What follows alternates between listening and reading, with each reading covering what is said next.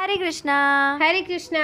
तुम दर्शन कर आई? हाँ, कर आई। आज बहुत सुंदर लग रहे हैं ना ठाकुर जी? हाँ, ठाकुर जी पर ये रंग बहुत खिलता है। हाँ, ये बात तो है। तुम एकादशी रखती हो? सोमवार को एकादशी है। नहीं नहीं, मैं नहीं रखती। अरे इस बार निर्जला एकादशी है। हाँ, मैं भी बहुत सुन रही हूँ। ऐसा क्या स्पेशल है इस एकादशी में? यार सुन तो मैं भी बहुत रही हूँ कई सालों से, पर रखी कभी नहीं है।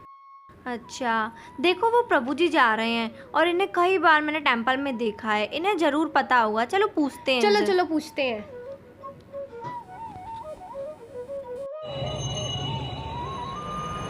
हरे कृष्णा। हरे कृष्णा। प्रभु जी, आप हमें निर्जला एकादशी के बारे में बताइए। निर्जला एकादशी एकादशियों में सर्वोत्तम मानी गई है और इस दिन व्रत करने का एक काफ़ी बड़ा महत्व है। और इसके अलावा अगर आप जानना चाहते हैं निर्जला एकादशी के बारे में तो मैं आपको तीर्थेश्वरी राधिका माता जी के पास ले चलता हूँ। वो आपको बहुत अच्छे तरीके से इसके बारे में समझाएंगे ताकि आप सपरिवार इस व्रत का पालन कर सकें और इस निर्जला एकादशी पर मिलने वाले सभी पुण्यों का लाभ उठा सकें।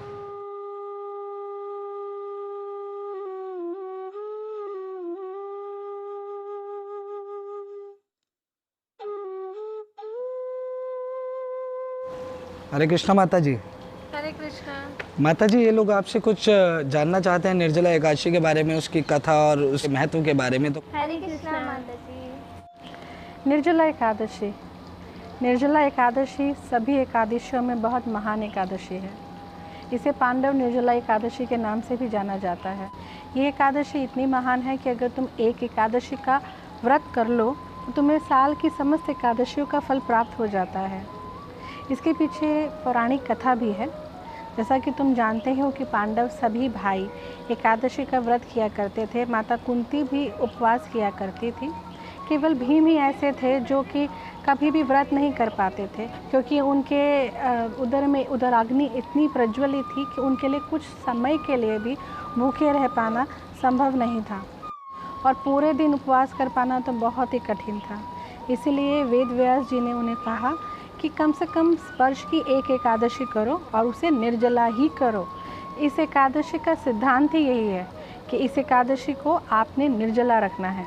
निर्जला का अर्थ है बिना जल पिए कुछ भी नहीं खाना, कुछ भी नहीं पीना और बिना जल के इस उपवास को रखना है।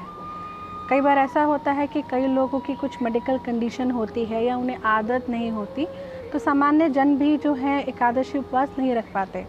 तो उनके लिए भी ये एक गोल्डन अपॉर्चुनिटी है कि आप एकादशी का व्रत करें। इसमें सभी तीर्थों में स्नान का फल मिलता है। अगर आप किसी सुपात्र को दान देते हैं, सुयोग्य व्यक्ति को दान देते हैं, उसका जो फल होता है वो इस दिन पूर्ण रूप से मिलता है। इस दिन दान का भी एक अलग ही महत्व है।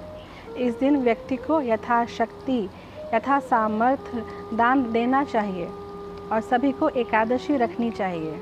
हरे कृष्णा। थैंक यू माता जी। मैं तो इस बार एकादशी जरूर रखूंगी, इसका पता नहीं। नहीं नहीं, मैं भी रखूंगी। बहुत अच्छा है।